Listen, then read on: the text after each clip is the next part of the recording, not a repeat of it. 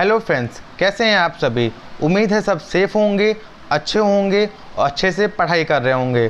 तो मेरा नाम है शिवम सोनी और मैं आप सभी का फिर से वेलकम करता हूं अपने यूट्यूब चैनल स्टडी फॉर बडी में, जहां हम डिस्कस कर रहे थे आने वाले केवीएस और सीटेट जैसे इंपॉर्टेंट एग्ज़ाम के लिए। तो अभी तक जिन बच्चों को मालूम नहीं है कि सीटेट की एग्ज़ाम डेट अनाउंस हो चुकी है, तो उनके लिए एक छोटी सी इन्फॉर्मेशन कि सीटेट का एग्ज़ाम की डेट 5 जुलाई को अनाउंस हो चुकी है। तो जिन बच्चों ने अभी तक तैयारी स्टार्ट नहीं की है, तो वो तैयारी अच्छे से फास्टली और स्मार्टली स्टार्ट कर दें।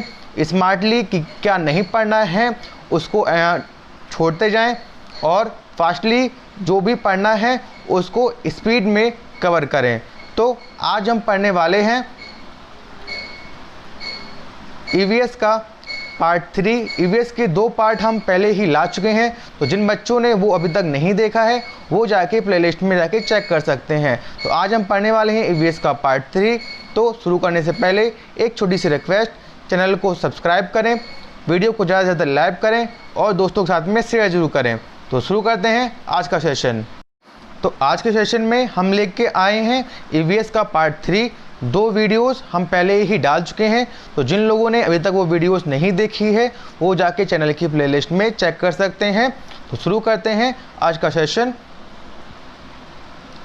तो यहाँ पे हमारा पहला क्वेश्चन है कि विभिन्न जीवों के अंतर संबंधों तथा उनके भौतिक पर्यावरण से अंतर संबंध के अध्ययन को निम्न में से कौन सा नाम दिया जाता है। ऋतु जैविकी, पारिस्थितिकी, जैविकी और प्राणी। अर्थात जो भी जीव हमारे पर्यावरण में हैं उनसे हमारा क्या रिलेशन है, क्या संबंध है रखते हैं, क्या उनके कोरिलेशन हैं, वो कैसे रहते हैं इत्यादि हम चीज़ों का अध्ययन करते हैं पारिस्थितिकी के अंदर। तो आपका यहाँ आंसर हो जाएगा पारिस्थितिकी। तो यहाँ पे आपका क्वेश्चन और बनता है जो एग्जाम में पूछ लेते हैं कि पारिस्थितिकी का शब्द का प्रयोग किसने किया था। तो आपका आंसर हो जाएगा ए हैकल द्वारा। नेक्स्ट पॉइंट हम देखते हैं कि निम्न ऊर्जा संसाधनों में से किसका विवेकपूर्ण उपयोग पर्यावरण के प्रदूषण के लिए मुख्यतः उत्तरदायी है। भूतापीय ऊर्जा, बायोगैस ऊर्जा, जल विद्युत और जीवाश्म ईंधन। तो यहाँ पे आपसे पूछ रहा है कि किन संसाधनों का हमें प्रयोग विवेकपूर्ण यानी कि स्मार्टली करना चाहिए, जिससे हम जो इन्वायरमेंट को है वो ज़्यादा से ज़्यादा नुकसान ना पहुंचा पाएँ, उसको कम से कम नुकसान पहुंचाएं। तो जीवाश्म ईंधन जिनको हम पेट्रोल, डीजल, मिट्टी का तेल इत्यादि इन नाम से जानते हैं, कोयला वगैरह, तो इनका प्रयोग हमें स्मार्टली और कम से कम करना चाहिए, क्योंकि ये जितने भी प्रोडक्ट्स हैं ये हमारे एनवायरनमेंट को बहुत ज़्यादा नुकसान पहुंचाते हैं। तो नेक्स्ट पॉइंट है कि निम्न में से एजेंडा 21 किससे रिलेटेड है। मॉन्ट्रियल संधि, रियो सम्मेलन, क्योटो संधि, +5 सम्मेलन। तो आपका आंसर है रियो सम्मेलन। यहाँ पे मॉन्ट्रियल संधि और क्योटो संधि भी इम्पॉर्टेंट हैं, आपसे ये भी एग्जाम में पूछ लेता है। तो मॉन्ट्रियल संधि क्या है। मॉन्ट्रियल संधि ओजोन लेयर से रिलेटेड है कि कैसे इसको कम से कम नुकसान पहुँचाया जा सके, इसको ज़्यादा से ज़्यादा सेफ रखा जा सके। तो यह संधि 1987 में हुई थी। तो ध्यान रखिएगा 1987 में ओजोन लेयर से रिलेटेड है मॉन्ट्रियल संधि, और क्योटो संधि 1997 से रिलेटेड है किससे, जो हमारी ग्रीन हाउस गैसेस हैं इनसे रिलेटेड है। तो क्योटो संधि ग्रीन हाउस गैसेस से रिलेटेड है 1997, और मॉन्ट्रियल संधि रिलेटेड है किससे, ओजोन लेयर से, और 1987। तो ध्यान रखिएगा दोनों के ईयर्स और किससे रिलेटेड है। ये रिलेटेड है ओजोन लेयर से और ये रिलेटेड है ग्रीन हाउस गैस से। तो यहाँ पे एक पॉइंट जैसे कि मैंने आपको बताया कि 1992 में रियो सम्मेलन के में क्या है, 1992 में पहला पृथ्वी शिखर सम्मेलन हुआ था। कहाँ पे, रियो दी जेनेरियो में। किसने किया था, यूएन संयुक्त राष्ट्र संघ ने किया था। किसके लिए, पर्यावरण के सतत विकास के लिए, कि इसको कैसे इसका अच्छे से विकास हो सके और इसको कम से कम नुकसान पहुंचाया जा सके, जिसमें हमने इस सदी में सभी कार्यक्रमों को निर्धारित किया था कि कैसे हम इस पर आगे बढ़ेंगे। तो इसको नाम दिया गया एजेंडा 21। नेक्स्ट पॉइंट है कि पर्यावरण प्रदूषण के निम्नलिखित प्रभाव हैं। क्या हैं कि धरातल पर पहुंचने वाले सूर्य के प्रकाश की मात्रा को कम करता है पर्यावरण प्रदूषण, कोयले में वृद्धि करता है और वातावरण के तापीय गुणों को परिवर्तित कर देता है, और उपयुक्त सभी। तो यहाँ पे आपका आंसर है उपयुक्त सभी, क्योंकि जो पर्यावरण का प्रदूषण है यह कोयले के रूप में बदल जाता है। इसके बाद में जो भी गैसेस हैं यहाँ पे पैक हो जाती हैं, जिससे ग्रीन गैसेस का जो उत्सर्जन है वो अधिक बढ़ने लगता है और हमारी धरती गर्म होने लगती है। तो यहाँ पे ये सभी पॉइंट हैं जो पर्यावरण प्रदूषण के प्रभाव हैं। नेक्स्ट पॉइंट है कि निम्नलिखित में से पर्यावरण के मूल संघटकों में से शामिल किया जाता है, नहीं किया जाता है। आपको यहाँ देखना है कि किन इनमें से मूल संघटकों में से शामिल नहीं किया जाता किस चीज़ को। तो अजैविक संघटक, जैविक संघटक, ऊर्जा संघटक और स्थानिक संघटक। तो यहाँ पे आपका आंसर है स्थानिक संघटक। नेक्स्ट पॉइंट है विश्व वन दिवस कब मनाया जाता है? 23 मई, 10 जनवरी, 21 मार्च और 7 सितंबर। तो यहाँ पे आपका आंसर क्या है? 21 मार्च। 21 मार्च को हम मनाते हैं विश्व वन दिवस। यहाँ पे दो और ध्यान में रखिएगा जो एग्जाम में पूछता है, विश्व पृथ्वी दिवस जो कि मनाते हैं 22 अप्रैल को, और विश्व पर्यावरण दिवस जो कि मनाते हैं 5 जून को। नेक्स्ट पॉइंट है कि निम्नलिखित में से ओजोन क्षरण का कारण क्या है, यानी कि ओजोन लेयर को क्या ज़्यादा नुकसान पहुंचाता है। वो क्या है? क्लोरीन, कार्बन, फ्लोरीन और मीथेन। तो जो हमारी क्लोरीन गैस है ये ओजोन क्षरण का एक कारण है, उसको नुकसान पहुंचाता है।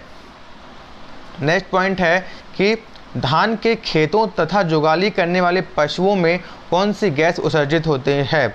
तो यहाँ पे ऑप्शन है आपके methane, sulphur dioxide, nitrogen oxide और कार्बन मोनोऑक्साइड। तो यहाँ पे आपका आंसर हो जाएगा मीथेन। नेक्स्ट क्वेश्चन है कि वायुमंडल में CO2 तथा आर्गन कितने प्रतिशत पाए जाते हैं? ऑप्शन है क्रमशः 0.03 एवं 0.93%, 0.23 एवं 0.97%, क्रमशः 1 एवं 2% और इनमें से कोई नहीं। तो आपका आंसर हो जाएगा क्रमशः 0.03 एंड 0.93%। गैसेस का कितने प्रतिशत होता है ये आप एक बार पढ़ लीजिएगा। मैं इसमें वीडियो बना दूंगा आपके लिए, जहाँ पे कुछ और इम्पोर्टेंट पॉइंट लेके आऊँगा, वहाँ मैं आपके लिए इसमें ये पॉइंट शामिल कर दूंगा कि किन किन गैसों का कितना परसेंट है, क्योंकि एग्जाम में ये पॉइंट पूछता है। तो वह कौन सी गैस है जो आगरा के ताजमहल की तबाही का कारण बनी हुई है? SO2, HNO3, CO और N2O। ये N2O ऐसे लिखा जाता है, माफ़ करिएगा टाइपिंग मिस्टेक है। तो SO2 यानी कि सल्फर डाइऑक्साइड, HNO3 यानी कि HNO3 क्या है? HNO3 है नाइट्रिक ऑक्साइड।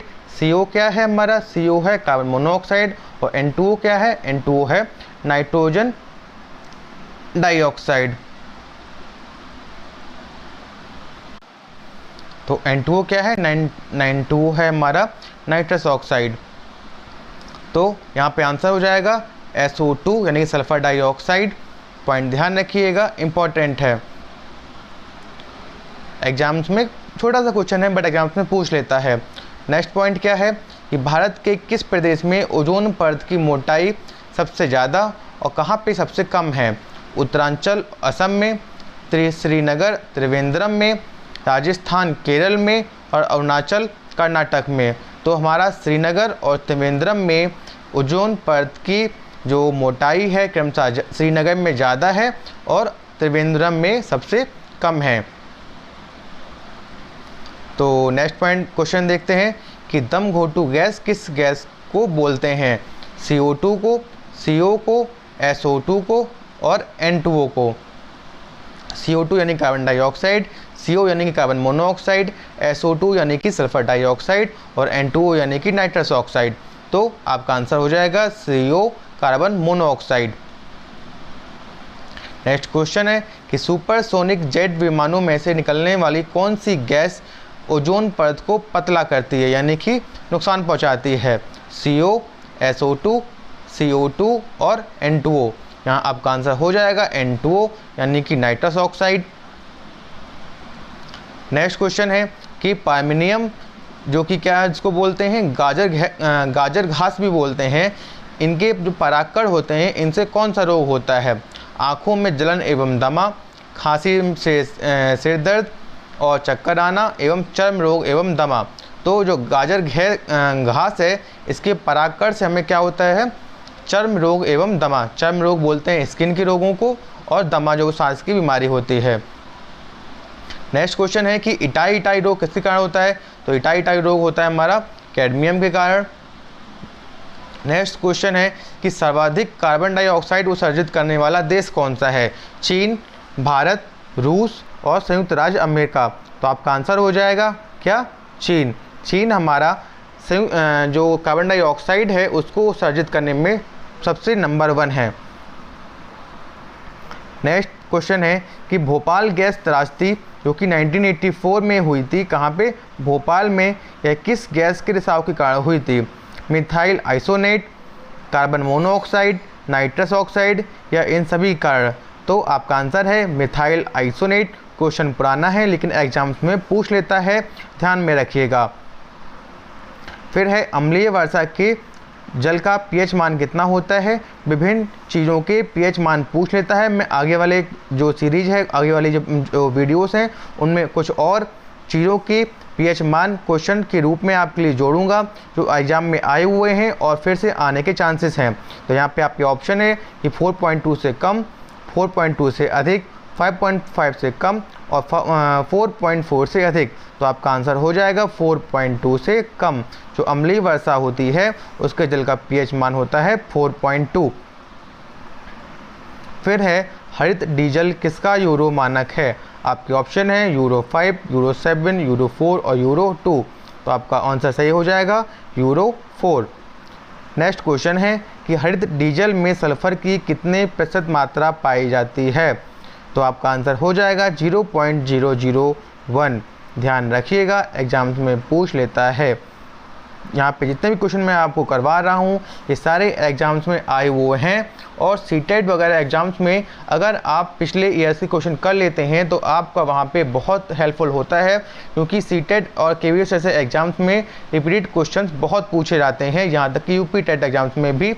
और जितने भी टीचिंग एग्जाम्स हैं, अगर आप यहाँ पे लास्ट 9 ईयर्स के क्वेश्चन पेपर ही कर लेते हैं तो आप पासिंग मार्क आराम से ले आएंगे, पास आप आराम से हो जाएंगे।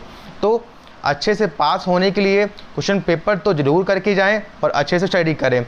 तो अभी टाइम कम है तो इसलिए मैं आपको क्वेश्चन पेपर करवा रहा हूं। आप जहां पे भी स्टडी कर रहे हो करते रहें और मेरी वीडियोस भी ज़रूर देखते रहें, क्योंकि आपको यहां पे जो भी क्वेश्चन है मैं करवा रहा हूं ढूंढ के जो ज़्यादा पूछे जाते हैं। तो नेक्स्ट क्वेश्चन क्या है? भूमिगत जल के प्रमुख प्रदूषक तत्व कौन से हैं? आर्सेनिक तथा फ्लोराइड, अमोनिया, नाइट्रेट तथा नाइट्राइट्स, क्रोमियम तथा क्लोराइड। आपका आंसर हो जाएगा आर्सेनिक तथा फ्लोराइड। भूमिगत जल के प्रमुख प्रदूषक तत्व कौन से हैं? आर्सेनिक तथा फ्लोराइड। नेक्स्ट क्वेश्चन है कि कठोर जल को मृदु जल बनाने हेतु अपमार्जकों में मुख्यतः किसका प्रयोग किया जाता है? सोडियम ट्राइपॉलीसल्फेट, फ्लोराइड, नाइट्रेट तथा नाइट्राइट्स और उपर्युक्त में से कोई नहीं। तो आपका आंसर हो जाएगा सोडियम ट्राइपॉलीफॉस्फेट। फिर नेक्स्ट क्वेश्चन है कि WHO के अनुसार प्रति लीटर जल में फ्लोराइड की कितनी मात्रा स्वास्थ्य के लिए खतरा नहीं है? आपका आंसर हो जाएगा 0.01 मिलीग्राम पर लीटर। नेक्स्ट क्वेश्चन है कि ब्लैक फुट नामक बीमारी का क्या कारण है? अमोनिया की अधिकता, आयरन की अधिकता, आर्सेनिक की अधिकता या फ्लोराइड की अधिकता? तो आपका आंसर हो जाएगा आर्सेनिक की अधिकता। विभिन्न बीमारियों के कारण और उन बीमारियों के आपके नाम भी पूछ लेता है, और एक चीज़ और पूछता है कि किन चीज़ों की कमी से कौन से रोग होते हैं। ये आपने अपने स्कूल टाइम में पढ़ा होगा, और ये यहाँ पे भी काफ़ी एग्जाम्स, जितने भी एग्जाम्स होते हैं एक क्वेश्चन आपको बीमारियों से मिल जाएगा। तो जितनी भी बीमारियाँ हैं ये पढ़ें, और मैं इसके लिए आपकी वीडियो एक बना दूँगा जिसमें बीमारी, उनके होने वाले कारण तथा विटामिन से कौन सी कमी से वो रोग होते हैं वो भी मैं आप में शामिल कर दूंगा। तो वीडियोस को देखते रहें, चैनल को सब्सक्राइब करते रहें। नेक्स्ट क्वेश्चन है कि जलीय विषैले पदार्थों के अवशेषक के रूप में जाना जाता है सिंघाड़े का पौधा, कमल, जलकुंभी और जलीय पौधे। तो जलीय विषैले पदार्थों के अवशेषक के रूप में जाना जाता है जलकुंभी को। नेक्स्ट क्या है, क्या ध्वनि वेग पर तापक्रम का प्रभाव पड़ता है? ऑप्शन है नहीं, हाँ, कभी कम, कभी ज़्यादा और कभी कभी। तो आपका आंसर है हाँ, ध्वनि वेग पर तापक्रम का प्रभाव पड़ता है।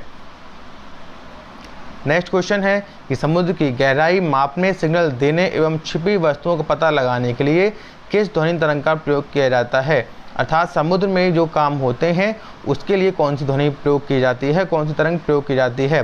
पराश्रव्य ध्वनि तरंग, अवश्रव्य ध्वनि तरंग, श्रव्य ध्वनि तरंग या इनमें से कोई नहीं? तो आपका आंसर है पराश्रव्य ध्वनि तरंग। नेक्स्ट क्वेश्चन है कि वह कौन सा प्रमुख कारण है जो स्टोन कैंसर उत्पन्न करता है? अम्ल वर्षा, वैश्विक तापमान, ब्राउन हेज प्रभाव या ग्रीन हाउस प्रभाव? तो आपका आंसर है अम्ल वर्षा। वह कौन सा शहर है जिसे स्मोक सिटी ऑफ इंडिया कहते हैं? Kanpur, Mumbai, Kolkata, Delhi. Smoke city of India क्या है कि जो स्मोकिंग है कहाँ पे, किस सिटी में ज़्यादा कंजम्पशन होता है? तो कोलकाता स्मोकिंग के मामले में नंबर 1 है, इसलिए उसको स्मोक सिटी ऑफ इंडिया कहते हैं। इसके बाद सेकेंड नंबर आता है बॉम्बे का।